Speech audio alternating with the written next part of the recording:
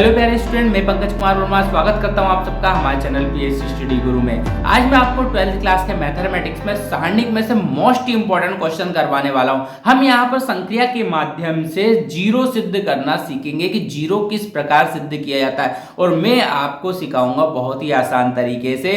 तो बने रहिए वीडियो के अंत तक, और ये क्वेश्चन होने वाले हैं 12th क्लास के लिए मोस्ट इंपॉर्टेंट क्वेश्चन। तो चलिए चलते हैं क्लास में और करते हैं क्वेश्चन को सोल्व। लेकिन उसके पहले अभी तक आपने हमारे चैनल को सब्सक्राइब नहीं किया है तो फटाफट चैनल को सब्सक्राइब कर लीजिए और बेल आइकन को प्रेस कर दीजिए, जिससे कि आगे आने वाले वीडियो के नोटिफिकेशन आपको मिल सके। और एक काम और कर दीजिएगा, वीडियो को फटाफट से लाइक करके वीडियो को अधिक से अधिक शेयर कीजिए, जिससे कि सभी स्टूडेंट्स को इसका लाभ मिल सके। तो चलिए चलते हैं क्लास में करते हैं सारणिक को हल, संक्रिया के माध्यम से जीरो सिद्ध करना।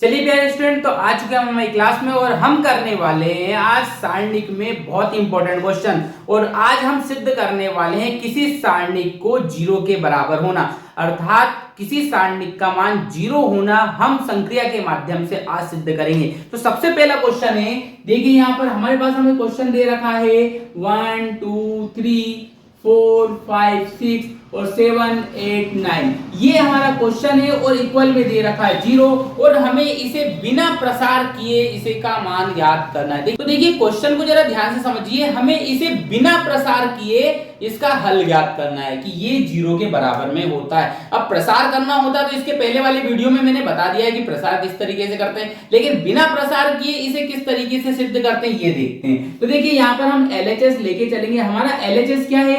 हमारा LHS है 1 2 3 4 5 6 और 7 8 9, ये हमारा LHS है। तो मैं आपको बता दूं, ये जो लाइनें हैं ऐसे में, ये क्या कहलाती है? हमारी रो कहलाती हैं, और ऐसे में ये जो लाइन लिखी हुई है ये क्या कहलाती है? कॉलम कहलाती हैं। तो हम यहाँ पर संक्रिया लगाने वाले हैं C2 में, और C2 में जो संक्रिया लगाने वाले हैं, देखो C2 में से हम घटाएंगे किसे? C1 को। तो C2 में से घटाएंगे हम C1 को, तो C2 जो है वो चेंज होगी, जो पहले लिखाती है वो वाली चेंज होती है। तो C2 में से क्या घटा देंगे हम? C1, तो C2 क्या हो जाएगी? चेंज। और ऐसे ही अपन एक C3 में भी संक्रिया लगा देंगे, C3 में से घटा देंगे अपन C2 को, इस C3 को भी चेंज कर देंगे अपन इसमें घटा के। तो जो पहली वाली कॉलम था वो तो चेंज होना नहीं है, तो वो हम वैसे का वैसे लिख देते हैं, लेकिन जो दूसरा वाला कॉलम है वो चेंज होगा। वो चेंज कैसे होगा? उसमें से अपन ये जो पहला वाला कॉलम है उसे घटा के लिखेंगे। तो 2 में से 1 जाएगा तो क्या हो जाएगा? 1 बचेगा। 5 में से 4 जाएगा तो कितना बचेगा? 1। और 8 में से 7 जाएगा तो कितना बचेगा? 1 बचेगा। ऐसे ही 3 में से 2 जाएगा तो कितना बचेगा? 1। 6 में से 5 जाएगा तो कितना बचेगा? 1। और यहाँ पे 9 में से 8 जाएगा तो कितना बचेगा? 1। तो अब आपको यहाँ पे ध्यान रखना है कि यहाँ पे देखो C2 और C3 दो कॉलम जो है वो बराबर आ चुके हैं। तो जब भी सारणिक के अंदर, डिटरमिनेंट्स के अंदर दो कॉलम या फिर दो रो एक जैसे हो जाते हैं तो उस पूरे सारणिक का मान जीरो होता है। मैं क्या बता रहा हूं, जरा बात को ध्यान से सुनिए। कभी भी दो कॉलम या फिर दो रो एक जैसी हो जाए, मतलब उनकी जो वैल्यूज हैं वो आपस में बराबर हो, जैसे 1 1 1 1 1 1, इस तरीके से हमारे यहाँ पर दो कॉलम इक्वल आ रहे हैं, तो हम लिख सकते हैं कि इस सारणिक का मान क्या है? जीरो है। क्यों है? क्योंकि यहाँ पर हम लिखेंगे चूंकि जो C2 है वो जो C3 है वो कैसे हैं? हमारे सर्वसम मतलब समान है। तो यहाँ पर आपने लिखा कि C2 और C3 जो सम है, इस मतलब समान है, इसलिए इसका मान कितना होगा? जीरो होगा। चलिए एक और क्वेश्चन मैं आपको करवाता हूं, जिससे कि आपके डाउट्स जो है वो क्लियर हो सके।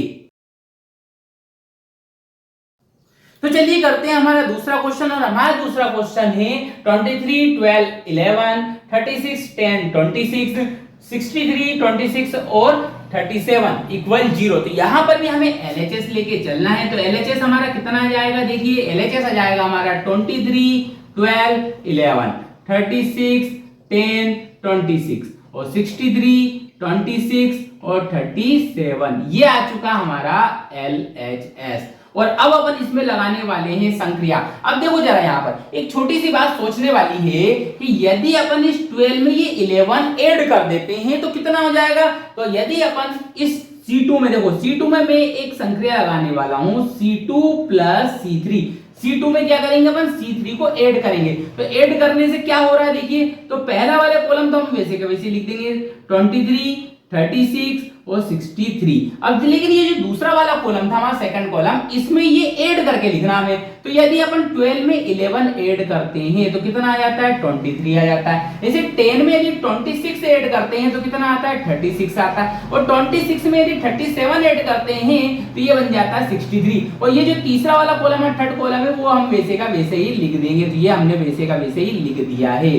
तो अब हमने यहाँ पर देखा कि हमारा जो C1 है वो जो C2 है वो बराबर आ चुके हैं। C1 और C2 आपस में बराबर आ चुके हैं। तो इसलिए हम बोल सकते हैं कि इसकी वैल्यू क्या होगी, 0 होगी। क्यों होगी, यहाँ पे लिख देना साइड में, क्योंकि जो C2 है, C1 है और जो C2 है वो आपस में कैसे आ चुके हैं, हमारे बराबर आ चुके हैं। तो इसलिए अपन ने इसका मान जो है वो 0 रख दिया है। तो इतनी आसान तरीके से बिना प्रसार किए हम 0 सिद्ध कर सकते हैं। तो हमारी प्रॉपर्टीज क्या है, दो कॉलम समान हो या फिर दो रो समान हो, मतलब दो स्तंभ बराबर हो या फिर दो पंक्ति बराबर हो, तो हम उस सारणिक को बोल सकते हैं कि इसका मान 0 होगा। चलिए आपके डाउट्स क्लियर करने के लिए एक थोड़ा सा और डिफिकल्ट क्वेश्चन लेते हैं जिससे कि आपके डाउट्स क्लियर होंगे। तो चलिए करते हैं एक थोड़ा सा डिफिकल्ट क्वेश्चन। तो चलिए ले चुके हैं हमारा हम अगला क्वेश्चन थोड़ा सा डिफिकल्ट। तो हमें यहाँ पे क्या करना है, इसमें भी 0 सिद्ध करना है। तो सबसे पहले क्या करेंगे, LHS लेकर चलेंगे। तो LHS कितना हो जाएगा हमारे पास, देखो यहाँ पर तीनों जगह कॉलम में 1 1 1 लिखा हुआ है, बीच में लिखा हुआ है हमारे पास BC CA और AB, और यहाँ पर लिखा हुआ है हमारे पास AB plus C, BC plus A और C ये हो जाएगा हमारा A प्लस B। तो यहां पर हमने LHS ले लिया है। तो सबसे पहला काम है कि इन कोष्टक को अपन खोलेंगे। तो A का अंदर मल्टीप्लाई करेंगे। तो देखिए यहां पर 1 1 1, यहां पर हो जाएगा हमारा BC, ये हमने लिख दिया BC CA और AB।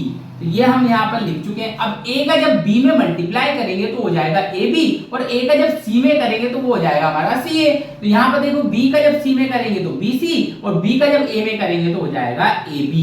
और ऐसे यहाँ पर देखिए जब C का A में करेंगे तो CA, और जब C को B में करेंगे अपन मल्टीप्लाई तो वो हो जाएगा हमारा BC। तो ये हमारा मल्टीप्लाई हो चुका है। अब हम यहाँ पे C2 में एक संक्रिया लगा देंगे। अपन यहाँ C2 में एक संख्या लगाई, C2 प्लस C3 वाली, इसमें क्या करेंगे, ये ऐड कर देंगे। तो जरा ध्यान से देखिए, यहाँ पर आपको एक नई चीज सीखने को मिलेगी। ये लिखा अपन ने 1 1 1, और यहाँ पे जब BC को इसमें जोड़ेंगे तो देखो AB BC और CA तीनों आपस में क्या हो जाएंगे, जुड़ जाएंगे। तो ये बन जाएगा AB plus BC plus CA। ऐसे जब इसको इसमें जोड़ेंगे तो ये भी क्या बनेगा, AB plus BC plus CA, और जब इसमें इसे जोड़ेंगे तो ये भी बन जाएगा AB plus BC plus CA। और नीचे ये वाला देखो, इधर तीसरे वाले कॉलम में ये ऐसे का वैसे ही लिख देंगे अपन, AB प्लस CA, ये लिख दिया अपन ने AB प्लस CA। दूसरे में अपन ने लिख दिया BC प्लस AB, और तीसरे में CA प्लस BC। ये अपन वैसे का वैसे ही लिख चुके हैं। लेकिन यहाँ पे जो सेकंड वाले कॉलम है, इसमें से कुछ चीजें जो है वो कॉमन है। देखो सेम लिखी हुई है, AB plus BC plus CA, AB plus BC plus CA, AB plus BC plus CA, ये तीनों में लिखा हुआ है। तो इसे अपन ले लेंगे कॉमन। तो कॉमन लेने के बाद क्या होगा, जरा देखिए, ये ले लिया अपन ने AB plus BC plus CA जो है कॉमन। तो कॉमन लेने के बाद पहला वाला कॉलम तो वैसे का वैसे लिख दिया, क्योंकि उसमें से तो कुछ नहीं कर। लेकिन जब ये कॉलम जो है वो कॉमन चला गया तो यहाँ पे इनकी यहाँ पे क्या बचा, इनकी यहाँ पे बचा हमारे पास 1। तो ये लिख दिया अपन ने 1 1 1, तीनों जगह से ये कॉमन चले गए तो 1 1 1 बचा। और ये वाले वैसे के वैसे लिख दिया अपन ने, क्या बचा हुआ है, AB plus CA, AB plus CA। दूसरे में बचा BC प्लस AB, ये लिख दिया BC प्लस AB, और तीसरे में बचा हुआ CA प्लस BC, तो यहाँ लिख दिया CA प्लस BC। लेकिन यहाँ पर हमें देखने को मिला कि हमारे दो कॉलम जो है वो एक जैसे आ चुके हैं, और हमें पता है जब दो कॉलम एक जैसे आते हैं तो उसकी वैल्यू क्या होती है, 0 हो जाती है। तो यहाँ पे अपन लिखेंगे AB plus BC plus CA, और इनटू में यहाँ लिख दिया 0। क्यों, क्योंकि हमारे दो कॉलम एक जैसे आ चुके हैं। और जब 0 का मल्टीप्लाई इसमें करेंगे तो ये पूरा क्या आ जाएगा, 0 आ जाएगा, और ये आ चुका है हमारा RHS। तो इतनी आसान तरीके से हम 0 को बिना प्रसार किए प्रूफ कर सकते हैं। अब आपकी बुक में और क्वेश्चन भी दे रखे हैं जिनमें जीरोस प्रूफ करना है, तो उन क्वेश्चन को आप करके देखिए। यदि आपको करने में कोई डिफिकल्टी आती है तो आप हमें कमेंट करके बताएं, हम आप तक उसका सॉल्यूशन जरूर पहुंचाएंगे। तो चलिए आज के लिए इतना ही, मिलते हैं नेक्स्ट वीडियो में नए क्वेश्चंस के साथ। तब तक के लिए धन्यवाद।